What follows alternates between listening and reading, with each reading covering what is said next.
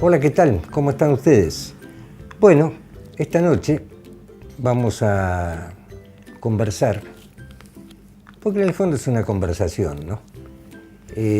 Con gente que tiene su trascendencia en la población de la provincia del Chaco. Y estaba conversando días pasados con amigos, ¿no? Y me decían que el programa tenía muchos hombres. Bueno, no es que yo esté seleccionando los hombres y las mujeres, no. Lo que sucede es que uno sale a la calle, se encuentra con gente conocida y, bueno, empieza a revivir recuerdos.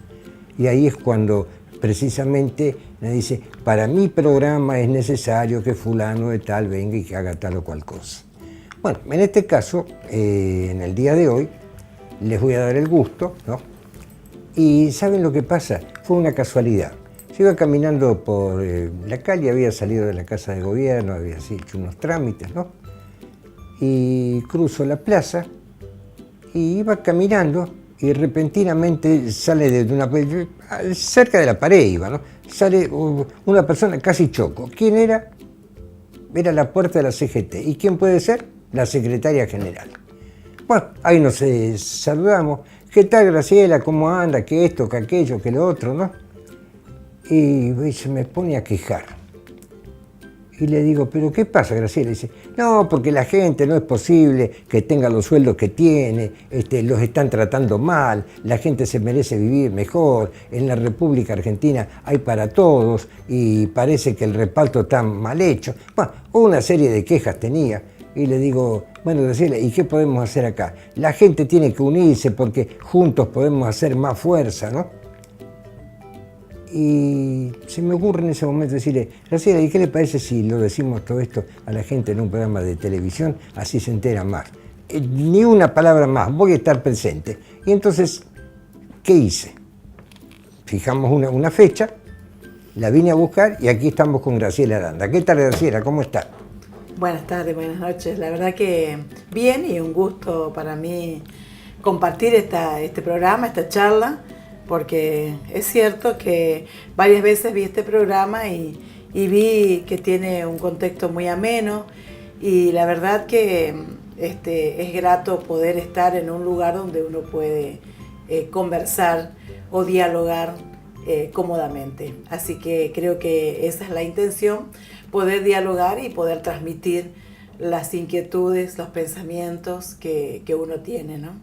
Sí, creo que es importante la televisión por la gran difusión que tiene, ¿no?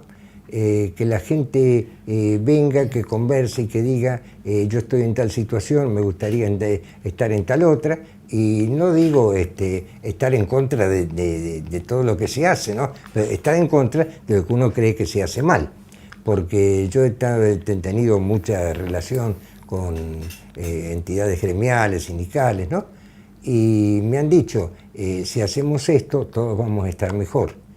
Y he visto que lamentablemente no se hace lo correcto y después los resultados son negativos. ¿Y quién mejor que la secretaria general de la CGT que me diga las cosas se hacen mal por esto, por aquello y por lo otro?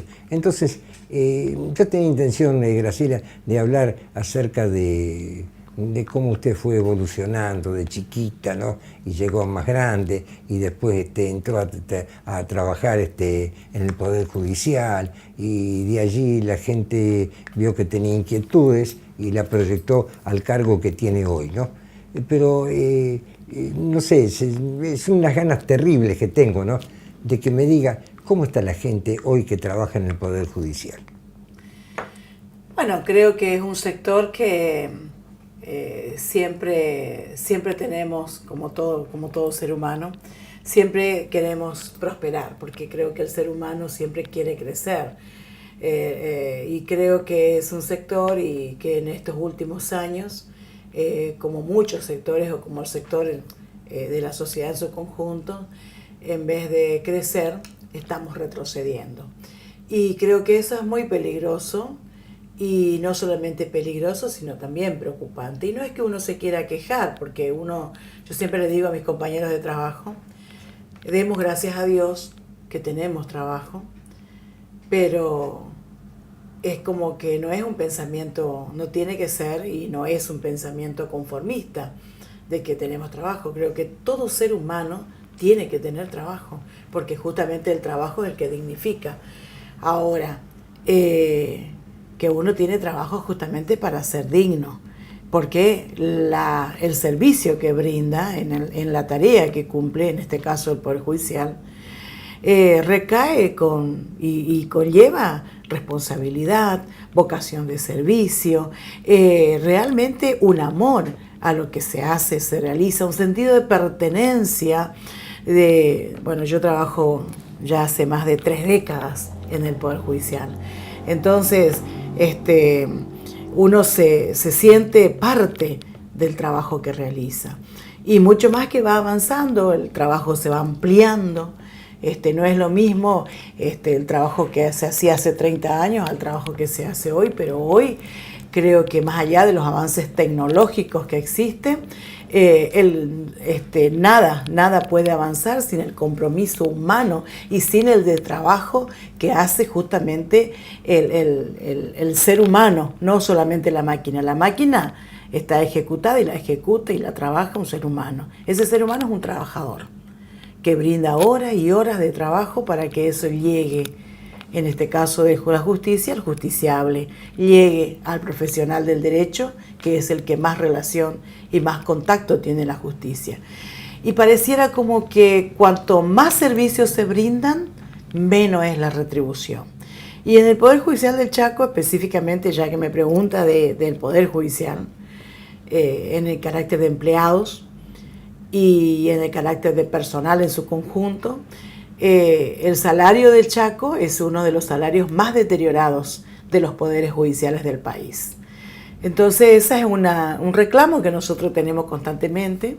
Inclusive pertenecemos a una federación de sindicatos de trabajadores judiciales del país, donde juntamente con la Federación Judicial Argentina presentamos un proyecto de ley en el Congreso de la Nación que está en comisiones para que haya un tratamiento de un convenio colectivo del trabajador judicial, porque no podemos tener dentro de una misma tarea, como es justamente la tarea que brindan los distintos poderes judiciales del país, tener judiciales de primera, de segunda, de tercera y de cuarta. Yo creo que aquí en el Chaco se brinda en el servicio que nosotros podemos hablar como trabajadores, que somos los que ejecutamos la tarea día a día, que realmente es un trabajo denodado, muchas veces ingrato, muchas veces injusto, porque también quiero decir de que también hay violencia laboral en el Poder Judicial. Entonces, muchas veces compañeros que llegan a cierta antigüedad y terminan enfermos, están enfermos, de acuerdo a la cantidad de años, porque tenemos que decir también de que en el Poder Judicial del Chaco tenemos un régimen que está consignado en un reglamento interno.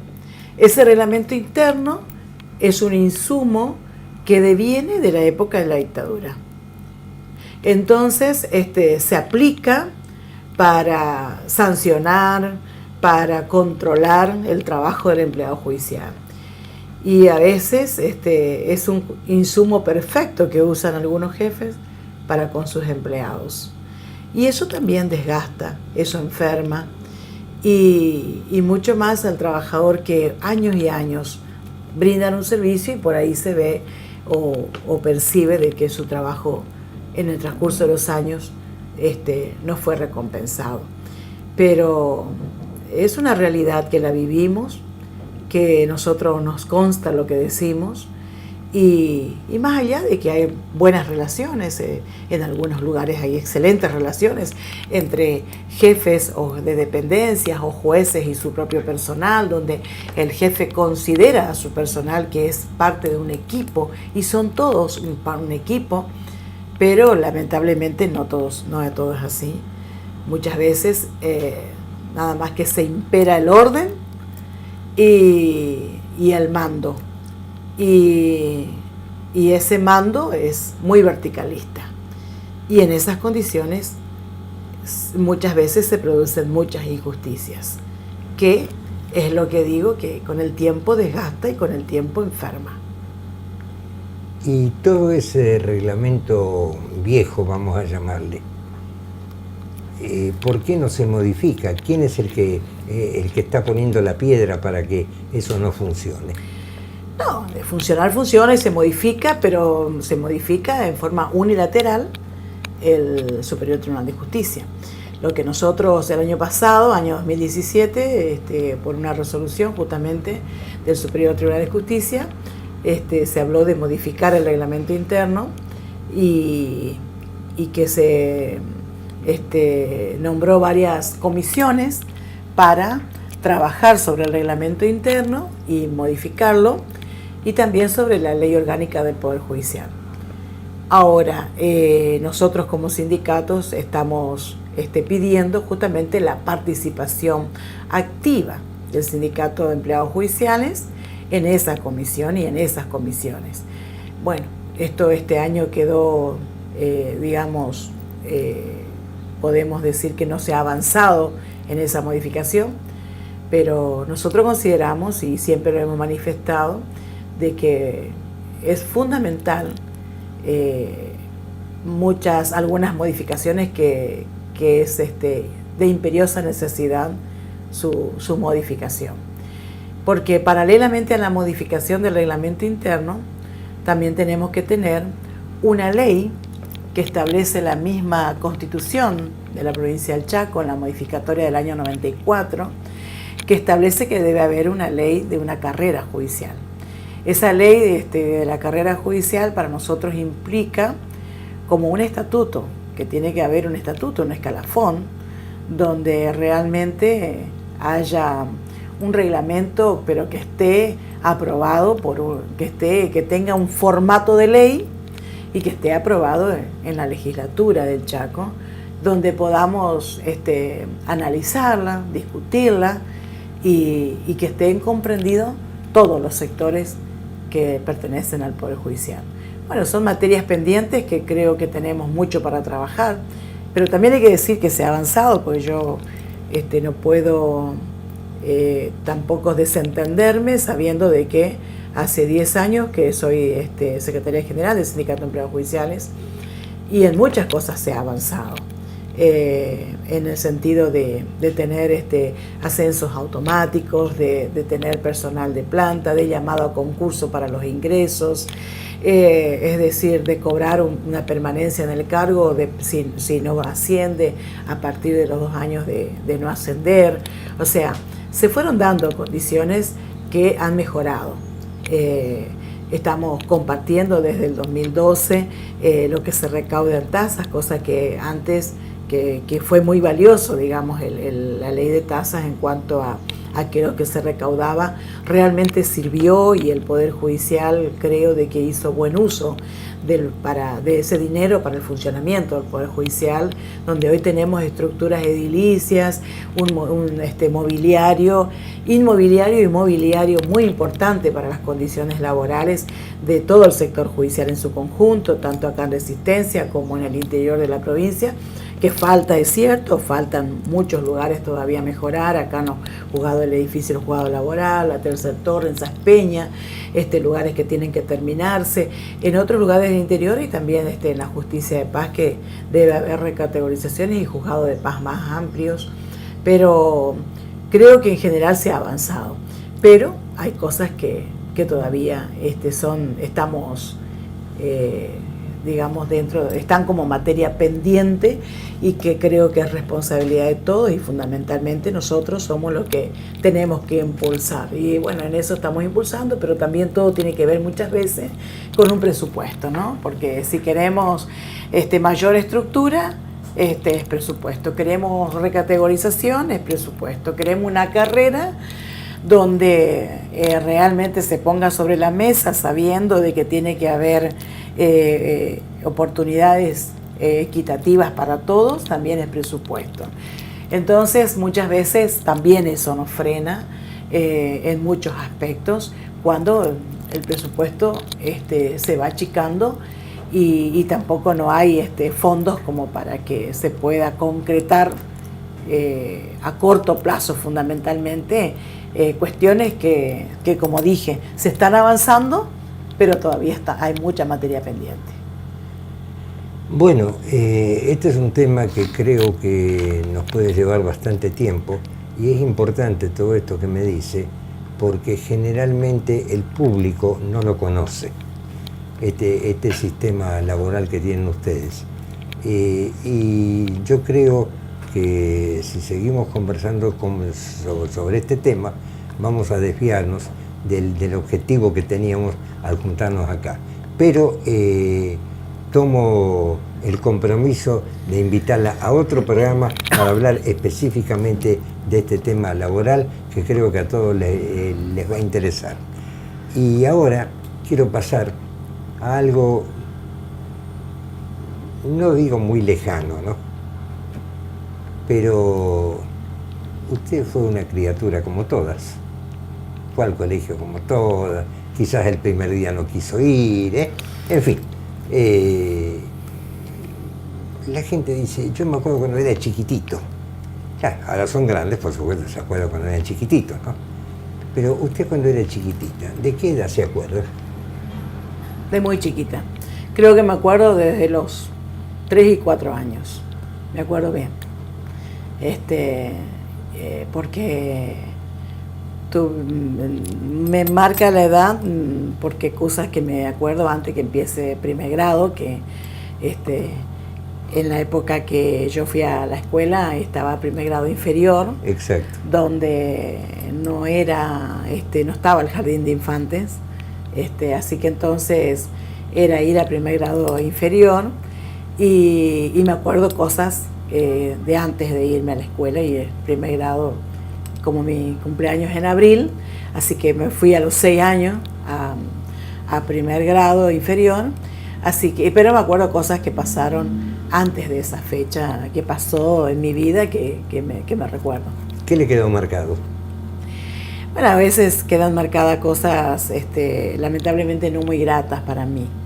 Yo soy hija de mamá soltera y me criaba con mi abuela, la mamá de mi mamá, y un tío, mis primas, mi tío. Y por allí, por el hecho de ser hija de madre soltera, de muy chiquita me sentí muy discriminada. Y por allí mi madre la vi sufrir mucho de muy chiquita, y muchas veces ese sufrimiento me transmitía a través de acciones, digamos, que tenía para conmigo, que yo de muy niñita me di cuenta. Y me acuerdo de los 6 años, casi 6 años, cuando tenía un tío que me defendía y que yo me sentía querida por ese tío, y falleció cuando justamente yo tenía 6 años.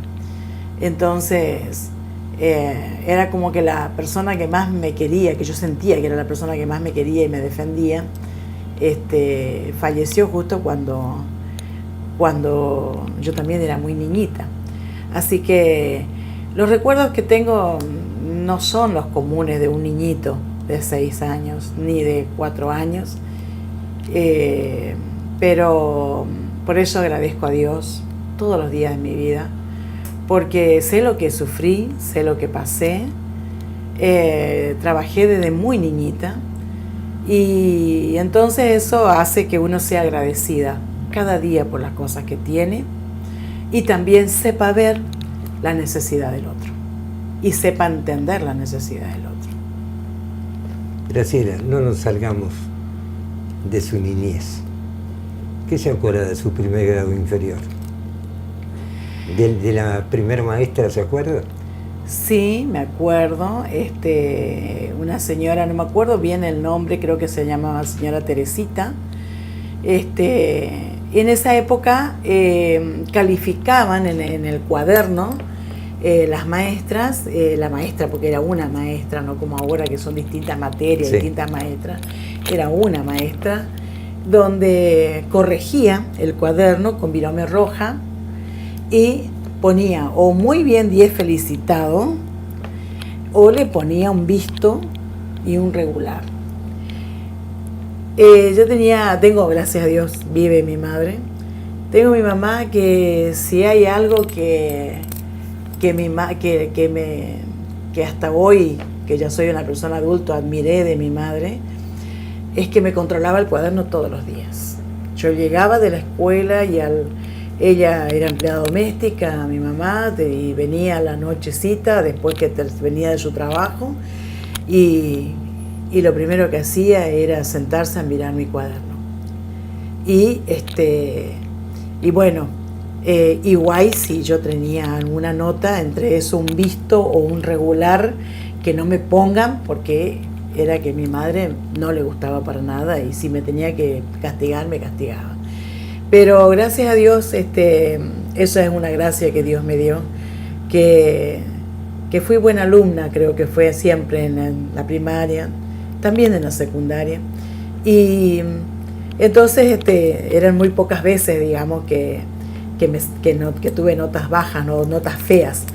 Y bueno, eso me acuerdo de correcciones que me hacían en rojo, y que cuando sacaba un muy bien 10 felicitado, yo en la escuela quedaba a 3 cuadras de mi casa, y yo salía de la escuela corriendo, salía de la escuela contenta y venía y le mostraba a mi mamá que sacaba muy bien 10 felicitados. O sea, y mi mamá trabajaba también cerca de mi casa, y yo me iba al trabajo, mi mamá planchaba a la tarde, y me acuerdo que mi mamá estaba con su plancha planchando, y yo venía con el cuaderno, y mi madre se ponía contenta y me abrazaba. Esas son cosas lindos recuerdos de la escuela. Y después me cambié de primer grado, porque yo el primer grado lo hice, yo soy acá de Resistencia, nací acá, sigo acá en Resistencia. Mi primer grado lo hice en la escuela 116, en Villa del Carmen. Y ya el segundo grado, que era el superior, porque antes decíamos superior, lo hice ya en la escuela 41. En la escuela 41, Ricardo Ivankovich, que en ese momento estaba en López y Planes y Córdoba. Y allí ya vine a los 7 años, ya vine a segundo grado, en esa escuela donde ahí terminé mi primaria, a los 12 años. Y bueno, y ahí también tuve lindos momentos y no tan lindos, porque hay que decirlo, y yo tengo que decirlo, porque la realidad de esa época es la misma realidad de hoy. El niño que no tiene, o el niño que no está bien vestido y va a una escuela que más o menos están bien vestidos, ese niñito, muchas veces los propios niñitos lo discriminan. Y eso causa dolor. Entonces muchas veces hablamos de una sociedad, hablamos mal de los sectores más vulnerables, hablamos mal de aquel niñito pobre, de aquel niñito que le cuesta tener las cosas, pero ese niñito muchas veces se siente discriminado por la misma sociedad o por aquellos que creen que tienen más, o que son más gorditos, son más blanquitos, o tienen más poder económico. Y creo que ese fue un cambio que fue también en mi niñez, digamos, cuando vine a una escuela donde puedo decir que tuve excelentes maestros, excelentes, porque me acuerdo de la directora, la señorita Mata, en la escuela 41, de los 7 años a los 12, tuve muy buenos compañeros, y también tuve compañeros que, bueno, que quizás no me hacían parte porque no era, como que no me sentí parte de ellos, porque no me hacían sentir parte, porque bueno, siempre fui una niña muy humilde, y por eso digo de que tenemos que bregar para que ese tipo de discriminación no haya. Por eso yo me doy cuenta y veo que en la actualidad lamentablemente también pasa eso con los niños. Bueno, estamos aquí con Graciela Aranda, una persona conocida en el ambiente gremial, pero ese ambiente gremial en el cual actúa trasciende, y cuando uno dice Graciela Aranda no tiene que decir más nada, ni cargo, ni lo que hace, ni lo que no hace, ni nada de eso. Y me equivoqué, dije lo que no hace. Ahí se va a enojar seguro. Ella siempre hace. Graciela, yo quisiera saber algún aspecto de su vida, porque lo que yo conozco es que usted tuvo una niñez y una juventud bastante dura, ¿no? A pesar de eso, entró en el campo de la ayuda al prójimo, en distintas actividades. Bueno, tuvo la oportunidad de hacerlo en el campo gremial y entonces quiere mejorar la calidad de vida de la gente. Cuando digo la calidad de vida de la gente, me estoy refiriendo a todos los aspectos. Pero como este es un programa un poquito intimista, me gustaría que la gente sepa cómo fue la evolución de Graciela Aranda. Porque, vuelvo a repetir, en este programa no me interesa la secretaria general de la CGT. Me interesa la evolución de esa secretaria. Entonces, ¿cómo fue que usted un buen día dijo, me tengo que dedicar a la gente, recordando su niñez, su pasado? ¿Qué fue la que la llevó a esto? La verdad que siempre me llevó, siempre creo que el empuje que uno tiene en la naturaleza humana. Yo no creo que haya un ser humano que quiera estar mal. Todos queremos estar bien y queremos, y cuando digo bien, tener el mínimo bienestar.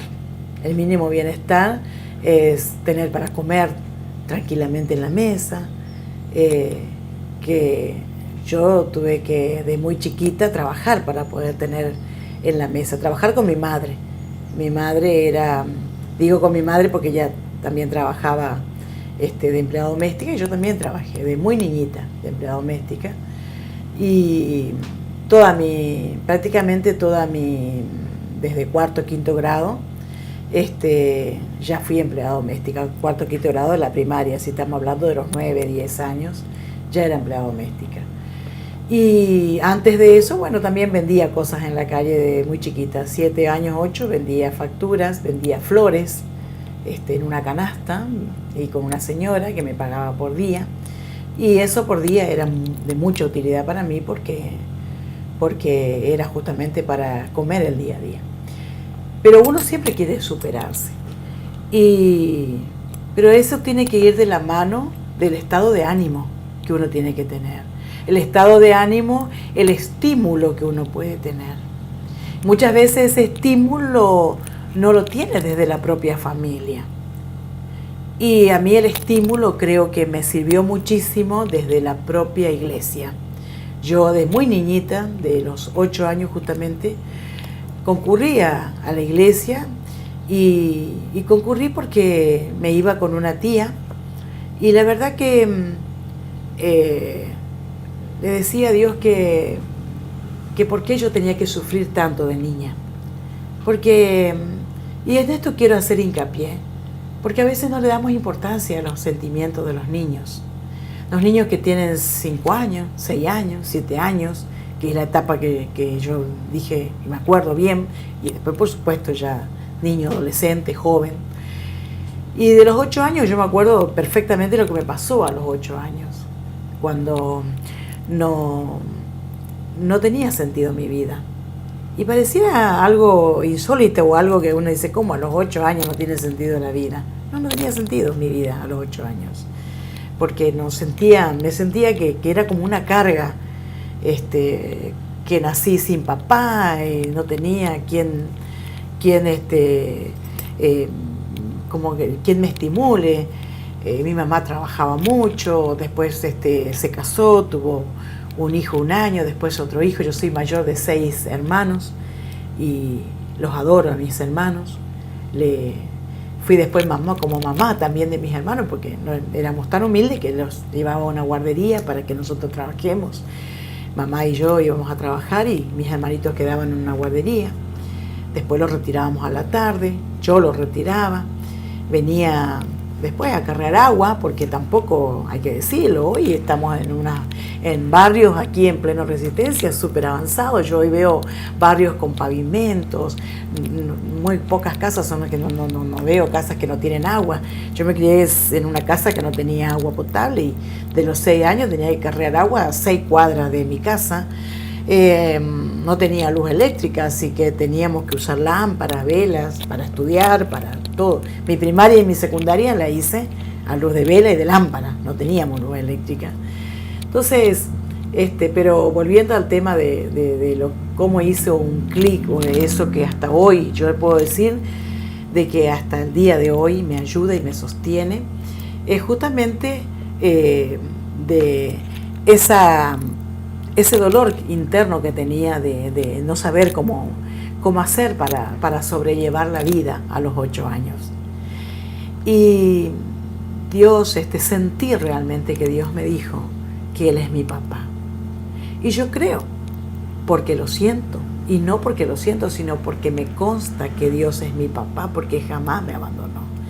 Y no porque no tenga defectos, no sea pecadora, no soy la Santa Graciela, tengo miles de pecados, miles de errores, pero creo en ese Dios que nos creó, nos formó, y que una palabra que aprendí de muy niñita, donde dice: ten ánimo, esfuérzate y sé valiente, no temas ni desmayes, porque yo estaré contigo donde quiera que vayas. Eso dice en Josué 1:9 de la Biblia, donde Josué tenía que quedarse al frente del pueblo de Israel, un pueblo que Josué mismo no sabía cómo manejarlo, y Dios le dijo: ten ánimo. Ese ánimo que Dios me dio cuando tenía 8 años, y esa fuerza que me dio, es la que me sostuvo todo, siempre, y me sostiene hasta el día de hoy. Y no me creo, yo soy una hija, porque mi madre, gracias a Dios, la tengo viva, soy mamá, soy abuela, soy esposa, una persona común, pero, y como dirigente fundamentalmente, sé de que tengo que estar al servicio del otro, pero sin cargo, con cargo, no, yo a mí me gusta estar al servicio del prójimo, porque justamente Dios me puso personas que me han ayudado en todo mi camino. Y eso, por eso es que creo, porque esa fuerza, esa valentía, esa esperanza que Dios me dio desde muy niñita, a pesar de los obstáculos, a pesar de las piedras, a pesar de todas las adversidades, justamente Dios mismo se encargó de sostenerme con su mano, poniendo personas como docentes, como compañeros de escuela, como patrones, mis mismos patrones de empleada doméstica, vecinos, la propia iglesia, personas de la iglesia que me ayudaron a que yo tuve un vecino y un hermano en la fe en la iglesia que me pagó para que yo pueda ir a estudiar dactilografía. Y porque no, yo me había llevado a rendir mecanografía en la Escuela de Comercio, y bueno, y gracias a eso terminé siendo perito mercantil, que recién comencé después de 2 años que no pude estudiar la secundaria. Comencé a los 14 años recién la secundaria, y gracias a Dios no repetí ningún año, y terminé a los 19 años siendo perito mercantil y siendo dactilógrafa, que era demasiado importante en esa época. Y ya también después, dejando ya el servicio doméstico también para luego trabajar en una oficina, donde comencé a trabajar en una oficina a los 18 años, en una oficina con una abogada. Así que ahí comencé mis primeros pasos, digamos, dentro de la vida, o de lo que significa la vida en el tema judicial. Bueno, evidentemente tiene un recorrido muy variado su vida. Me dice que no conoció a su padre, que fue evolucionando entre golpes y sustos, que llegó a esta postura, y todo eso es un mérito, porque en ningún momento nace el resentimiento. Parece que todas las actitudes que el destino le puso como barrera, las supo superar y tomó el otro camino. Y después de eso, de los 19, 20, 21 años, ya trabajando en un estudio jurídico, siendo dactilógrafa, ¿qué pasó? Bueno, siendo dactilógrafa, y siendo, empleada de estudio jurídico ya de muy jovencita, bueno, por supuesto, trabajo negro, uno, como dije, siempre tiende a crecer, siempre tiende a progresar. Y uno sabe que cuando uno tiene un trabajo negro y cuando no está registrado, cuando realmente es un trabajador que no existe, sabe de que tiene que superarse. No puede uno estar así. Y bueno, eso me pasó.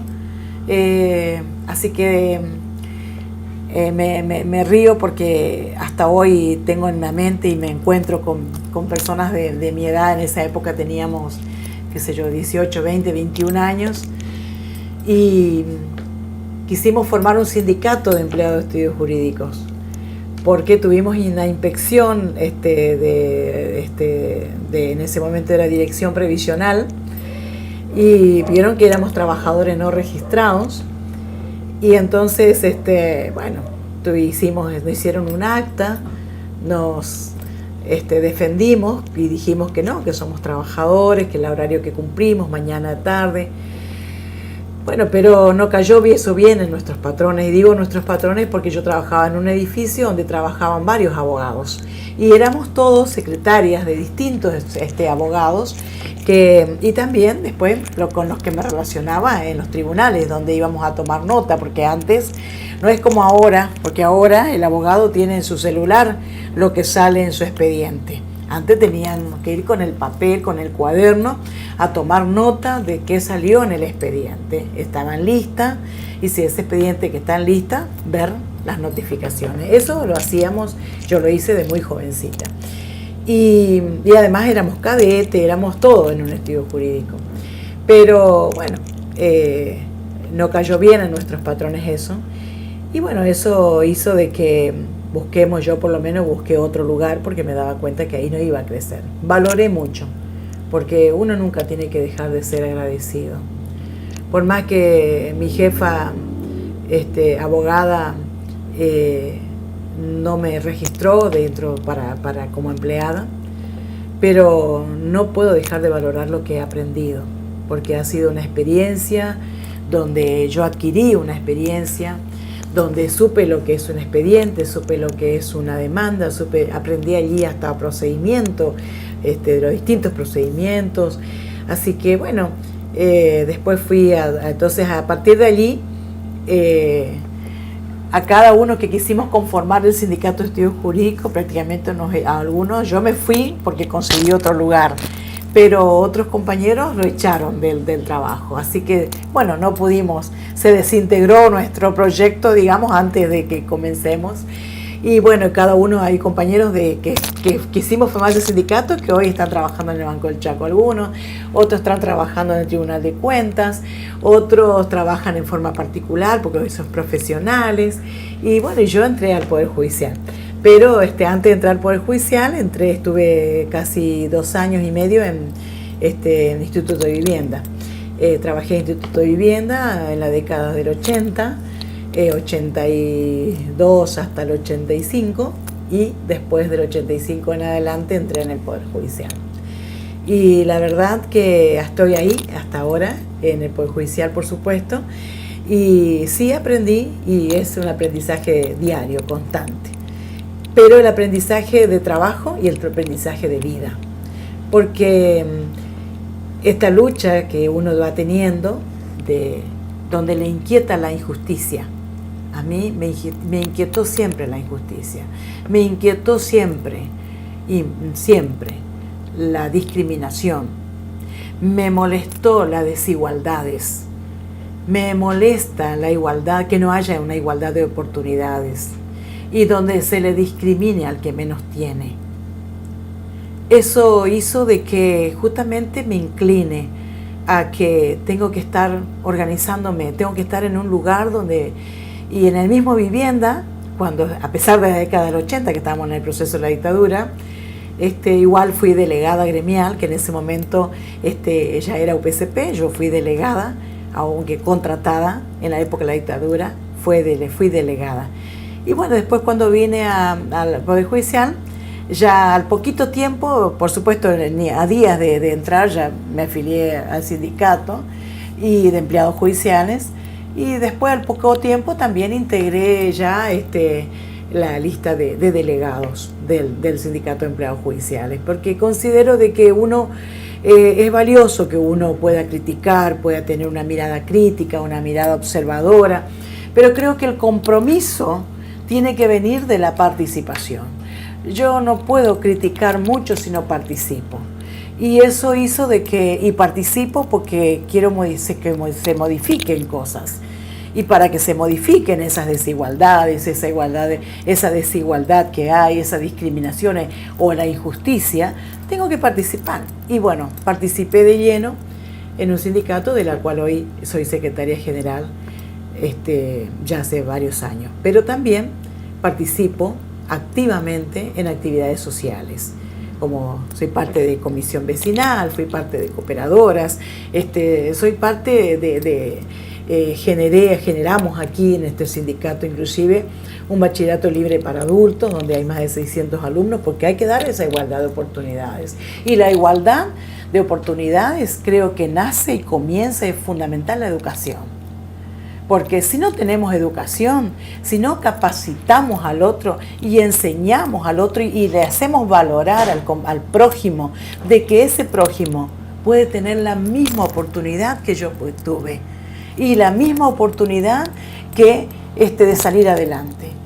Y quizás no pudo, porque este bachillerato justamente es libre para adultos. De 18 años a 70 años tenemos alumnos, más de 70 años tenemos alumnos. Y la verdad que no pudo terminar en la etapa oportuna, pero lo puede terminar ahora y lo tiene que hacer. Y nosotros tenemos una fundación, y soy presidenta de una fundación que se llama Movimiento Obrero Solidario, porque de eso se trata. Estar organizados, estar unidos, pero también fundamentalmente ser solidarios. Y solidario es que es cierto, uno lucha por uno, porque lucha por su dignidad, por su familia, pero la mirada esencial tiene que estar en el otro, en la necesidad del otro. Bueno, por lo menos eso es mi espíritu, y por eso tener este bachillerato es para mí y para nuestro proyecto en general y todo lo que integramos el equipo, es el puntapié inicial de lo que queremos. Queremos no solamente tener un bachillerato, queremos tener una universidad del movimiento obrero, donde los obreros puedan estudiar, donde los que en universidades que son públicas, y defendamos, porque esto es fundamental, defender la educación pública, la escuela pública, la universidad pública, pero también donde haya lugar y un lugar donde se pueda adecuar la realidad del que quiere estudiar con la educación. Y a partir de eso creo de que se puede generar este tipo de institución, de la cual soy parte también, de ver todas las oportunidades que se puedan dar. En lo social, ayudamos también como CGT, inclusive ahora recibimos donaciones para merenderos. Es decir, hay un campo amplio cuando uno tiene inquietudes, amplio, pero lo fundamental es trabajo. En este país lo que yo no entiendo y no me entra en la cabeza de que estemos en una etapa de retroceso donde en vez de crecer haya cada vez menos trabajo, haya cada vez más desocupados y haya cada vez más pobreza. Cuando tenemos un país rico, un país que es una tierra rica. Dios bendijo este país con la naturaleza que tenemos. Y sin embargo, esa riqueza está quedando en la mano de unos pocos. Esa es la injusticia que me llevó desde muy niña a decir, tenemos que salir adelante. Y hoy como adulta y ya como abuela, me preocupa. el presente, pero fundamentalmente el futuro de los jóvenes, el futuro de mis hijos, el futuro de mis nietos y de mis tataranietos, que hoy estamos ya en un país endeudado, comprometido, donde tenemos que seguir con firmeza luchando por la dignidad. Y dignidad es trabajo, pero trabajo digno, no trabajo precarizado ni trabajo esclavo, donde a eso es donde también nos quieren llevar. Hoy ya, de hecho, no tenemos una ley de flexibilización laboral, pero de hecho, fundamentalmente en el sector privado, hoy se están, de hecho, trabajando en forma precarizada, muchos con trabajo de esclavo. ¿Por qué digo trabajo de esclavo? Porque no tienen horario, no tienen jornada limitada, le pagan lo que quieren, pero como no hay, y el trabajador agacha la cabeza y lleva la moneda que le dan. ¿Eso queremos para el trabajador? ¿Eso es un trabajo digno? ¿Eso es que crezcamos en esta sociedad? ¿Eso es tener una mirada de igualdad de oportunidades, donde haya una buena distribución de la riqueza, gran riqueza que tiene nuestro país? No. Por eso es que esto que me revela, por un lado me revela, pero por otro lado alimenta las fuerzas. Esas fuerzas que aprendí de niña, donde dice, esfuérzate y sé valiente. No temas ni desmayes, porque es justamente Dios que ve, que sabe, que conoce lo profundo del corazón de las personas y sabe las intenciones del corazón. Creo que Él es el único que nos va a ayudar a realmente a salir adelante. Y pedimos, y yo pido a Dios por los gobernantes nacionales, por los gobernantes provinciales, por las dirigencias sindicales, que podamos tener una mirada con sabiduría, para que las decisiones que se puedan tomar realmente sean sabias y con el discernimiento, sabiendo qué es lo que más conviene para el pueblo, para el trabajador en su conjunto. Graciela, hemos conversado durante un rato largo acerca de distintos aspectos de su vida. Es importante que la gente sepa que usted, como dirigente gremial, no es alguien que llegó y las casualidades lo han llevado. Nos cuenta su relato desde criatura y vemos que ya hay una inclinación, y lo que sobre todo me llama la atención es que cuando hay una fuerza, en física nos enseñan que hay una reacción igual y contraria, que usted no se ha producido. Es decir, que recibió los golpes, los supo absorber y devolvió por cada mal que le hicieron un bien. Eso es importante que la gente lo conozca, independientemente de su tendencia política, que puede ser un poquito más a la izquierda, un poquito más a la derecha, un poquito más al centro. Usted tiene su tendencia política. Yo quiero que me dé una imagen de cierre, porque si seguimos conversando, creo que tenemos hasta muy entrada la medianoche. Entonces, quiero que me dé una imagen de cómo ve el movimiento obrero en este momento. Las esperanzas que tiene, creo que las tenemos todos, es lo último que se pierde, ¿no? Pero cómo ve ese movimiento y si le ve alguna salida con la conducción que tenemos. Bueno, yo soy parte de la conducción, digamos, ¿no? En pequeña medida, porque creo que lamentablemente hablamos de federalismo, pero siempre el poder se concentra en Buenos Aires. Exacto. Entonces, nosotros como CGT, por ejemplo, dependemos de una CGT nacional, donde es la que allí son pocos, digamos, que participan seguramente en la toma de decisiones, en esa mesa chica donde se toman las decisiones, de la cual nosotros no participamos como regionales. Ahora justamente estamos pidiendo audiencia CGT Nacional como regional para que seamos escuchados y también, bueno, pedir una reunión con las distintas regionales, porque es muy importante que nos escuchemos para realmente saber la realidad de cada región. como dirigentes o como movimiento obrero en su conjunto, más allá, digamos, de las centrales obreras, creo de que no hay otra más que la unidad.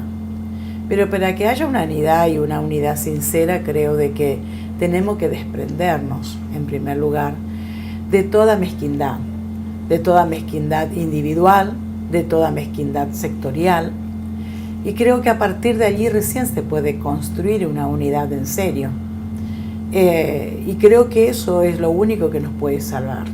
Una unidad en serio, donde realmente queremos el bien para nuestro país, queremos realmente el bien para los trabajadores argentinos, queremos realmente el bien y defendemos realmente la dignidad del trabajador en su conjunto o en forma individual y colectiva, tanto las condiciones laborales como salariales, que eso hace que la sociedad en su conjunto se dignifique,